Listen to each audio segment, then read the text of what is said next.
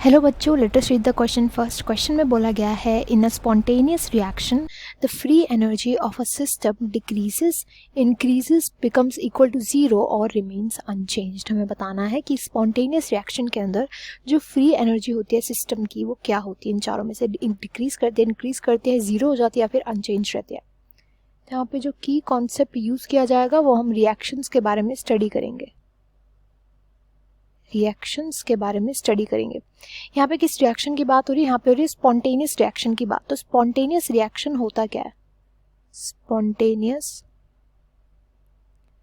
Reaction होता क्या है? तो स्पॉन्टेनियस रिएक्शन होता है कि जब भी प्रोडक्ट को बनने के लिए प्रोडक्ट का जो फॉर्मेशन होता है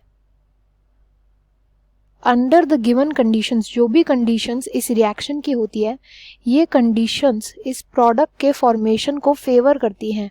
ये कंडीशन होती है प्रोडक्ट के फॉर्मेशन को फेवर करती हैं। वो चाहती हैं, जो कंडीशंस रिएक्शन की हैं वो चाहती है कि प्रोडक्ट बने। तो क्या होता है, जल्दी जल्दी जो सबस्ट्रेट होता है, इस सबस्ट्रेट से जल्दी जल्दी क्या बन जाते हैं? प्रोडक्ट बन जाते हैं, जल्दी जल्दी प्रोडक्ट बन जाते हैं। एंड स्पॉन्टेनियस रिएक्शन जो होता है ये होता है एक exothermic reaction. Exothermic reaction, exothermic reaction का मतलब क्या होता है? इसमें एनर्जी रिलीज होती है, एनर्जी रिलीज होती है इस रिएक्शन में। तो यानी जब सबस्ट्रेट प्रोडक्ट बनाते हैं तो यहाँ पे एनर्जी रिलीज होती है। अब जब एनर्जी रिलीज होती है तो एग्जांपल लेकर के चलते हैं।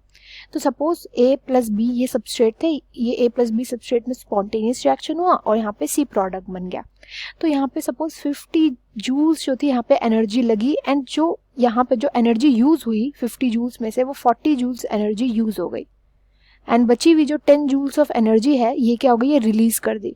तो यहाँ पे क्या हुआ कि जो सिस्टम क्या है? ये सबस्ट्रेट वाला जो सिस्टम है, सिस्टम की एनर्जी यहाँ पे क्या हो गई? यहाँ पे डिक्रीज हुई है एनर्जी, क्योंकि यहाँ पे ये जो एनर्जी थी ये रिलीज कर दी गई है बाय दिस सिस्टम।